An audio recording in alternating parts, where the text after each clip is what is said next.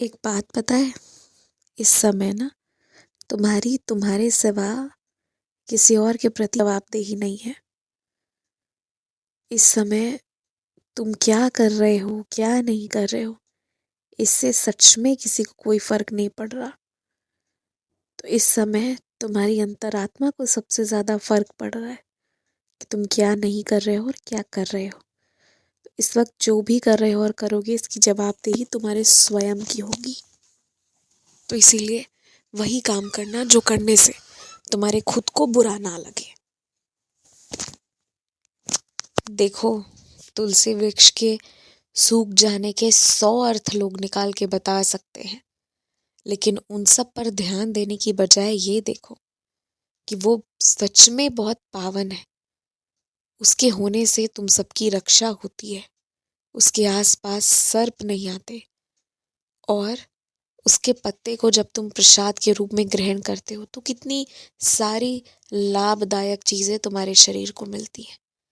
इसीलिए तुलसी का पौधा यदि सूख रहा है तो उसे धूप दिखाओ, जो भी उसे चाहिए, जिस भी तरह की हिफाजत उसे चाहिए वो हिफाजत करो और उसे पुनः वापस हरा भरा खिला हुआ करवाओ।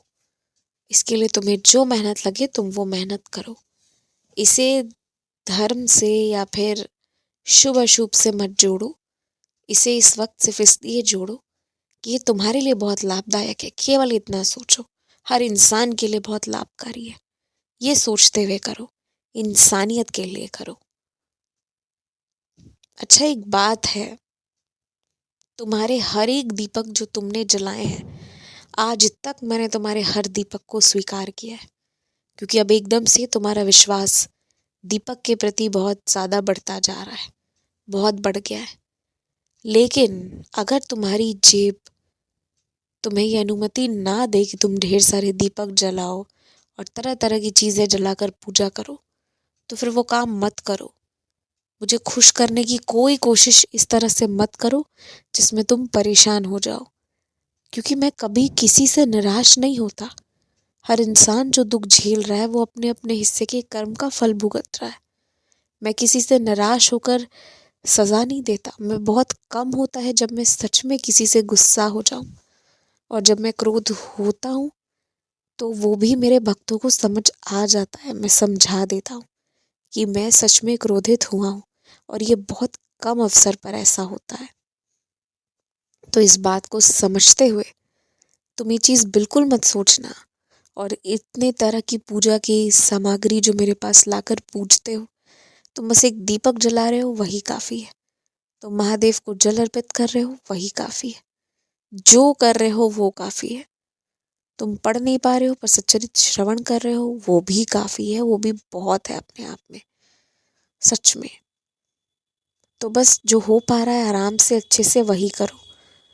मैंने कभी पूजा करने के लिए हैसियत से आगे बढ़कर कोई चीज करने जाओ ये नहीं कहा, क्योंकि असली में तुम पूजा तभी करोगे जब तुम विश्वास दे रहे हो, जो कि तुम दीपक में देते हो। हर प्रज्वलित होता हुआ दीपक तुम्हारे ढेर सारे विश्वास और तुम्हारी प्रार्थनाएं मेरे पास लाता है। तो बस इतनी ही ईमानदारी होनी चाहिए। जो ईमानदारी से पूजा करता है ना, उसकी पूजा बर्बाद नहीं होती, उसकी विनती जरूर स्वीकार होती है। बस इंसान के अंदर उतनी ईमानदारी होनी चाहिए। और जब भी लगे कि जीवन बहुत मुश्किल दौर से गुजर रहा है, कुछ नहीं हो पा रहा है, तो बस लगे रहो, लगे रहो, अपना काम करते रहो, और थोड़ा एकांत में जाने का वही समय होता है। इस साल तुम्हें कुछ बड़े बड़े मंदिरों के दर्शन करने जाना है। देखो, छोटा मंदिर कोई नहीं होता, पर बड़े मंदिर से कहने का मेरा अर्थ है कि उन मंदिरों का कुछ पुराना इतिहास रहा है, कुछ पुराने किस्से कहानियां रही हैं। उसमें से 2-3 जगह तो मैं तुम्हें, 2-3 क्या उससे ज्यादा जगह है मैंने तुम्हें पहले भी दिखवाई हैं। परंतु इस बार, इस साल जिन जगहों पर जाओगे, जो दर्शन करोगे, बहुत प्यारे होंगे। ये बात जान लो।